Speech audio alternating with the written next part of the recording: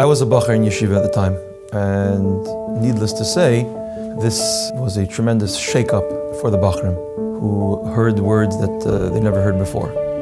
The following Shabbos, Tazria Metzera, is when the Rebbe famously spoke that the derech HaYeshara to bring the Geula is by learning in Yonim, in Torah, about Mashiach and Geula. Mitzvah Shabbos, there was a big meeting in 770 of Bachrim.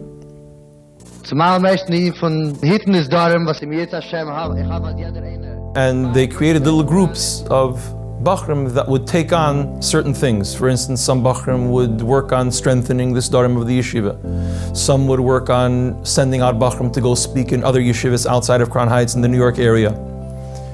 So amongst the Bachrim, there was talk of creating a likut of the Rebbe's Sichos on this topic that could be studied both in Chabad and throughout the world. Some Bachrim approached members of the Vad L'Fatzah Sichos.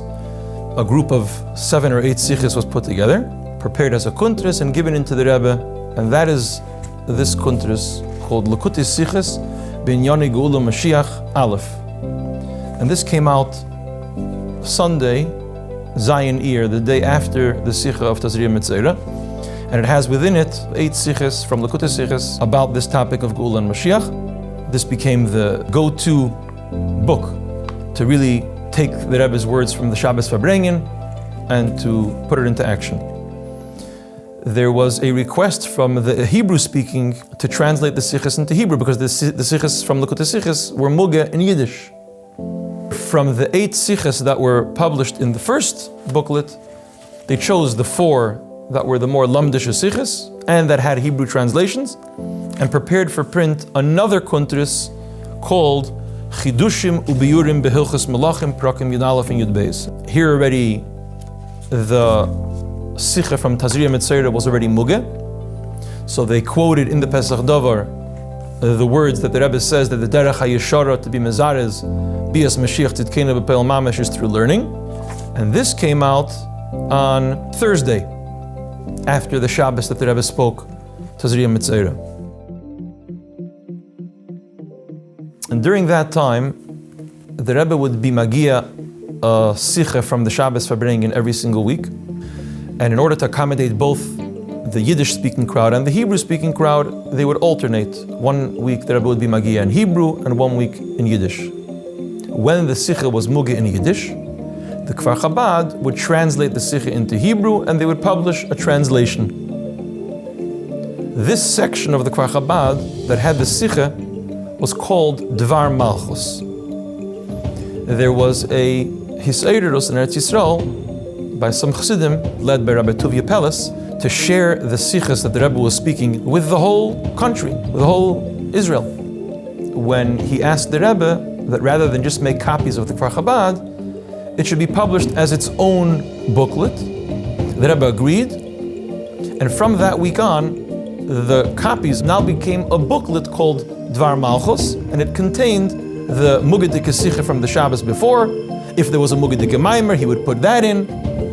So as soon as this booklet came out in New York, he had it sent over to Israel, and he published a special edition of the Dvar Malchus with the Sichos about Inyani Geula Mashiach. By Sunday, it's printed in Israel, and by Monday, a copy already arrives to the Rebbe in 770. Tesvov Iyar.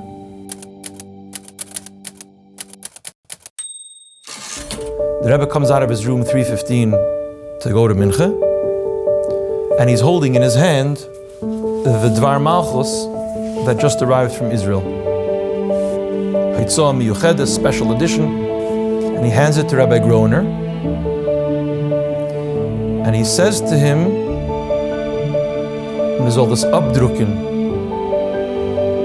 zu teilen nach Ma'ariv, k'may shehu mit der Hakdasha." Exactly the way it goes with the dedication in the back. The dedication in the back was a very personal one. It was for the Rebbe's brother, whose yahrzeit was 2 days before, on Shabbos Yud Gimel Iyar.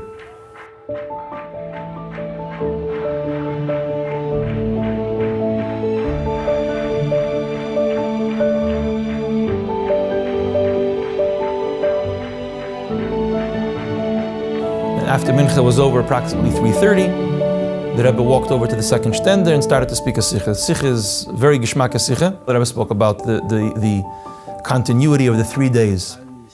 Shabbos, Sunday being Pesach Sheni, and Monday being Tesvav Ir, which is Kaim Asira Bashlamusa. 3 days straight of Kedusha. And then the Rebbe surprised everyone.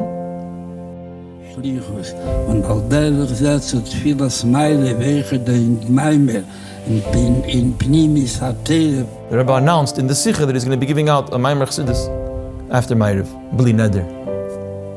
After the Sikha, the Rebbe gave out dollars.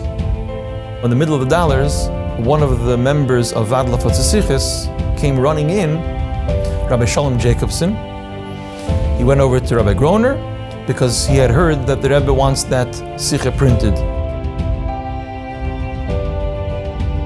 So understand, it's now 4:15, 4:30 in the afternoon, and he gets the kunters that he has to have ready for after Ma'ariv. And the place that used to print all of the Sfarim that the Rebbe would give out, Kuntresim, as well as Sfarim for Kahas, was a place called Bookmart Press. It was in North Bergen, New Jersey.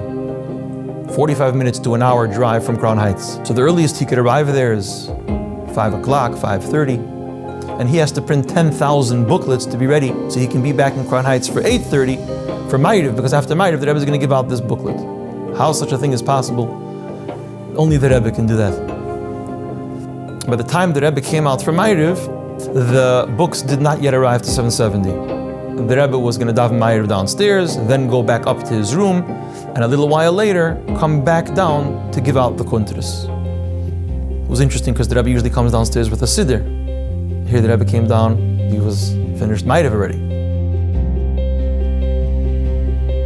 770 is packed. It was like Simchas Torah. Because the Rebbe had already notified at 3:30 that there's going to be a chalukah. Word already got out that this was a kuntras Dvar Malchus. Dvar Malchus, you're talking about the Rebbe's own sichis.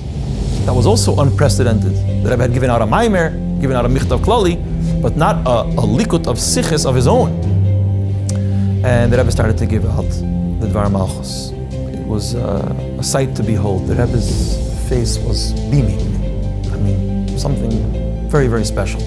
The Rebbe's talking to people, getting brachas, smiling in a way that was not usually seen in shul, after a davening when the Rebbe would give out dollars, or even during a chalukah, because the chalukah usually went very quickly. The Rebbe spent the next 3 hours, and the Rebbe gave out a total of 6,500 kuntreisim approximately, and then took 2 for himself. There were 2. There was light blue and light green. The Rebbe had 1 of each for himself.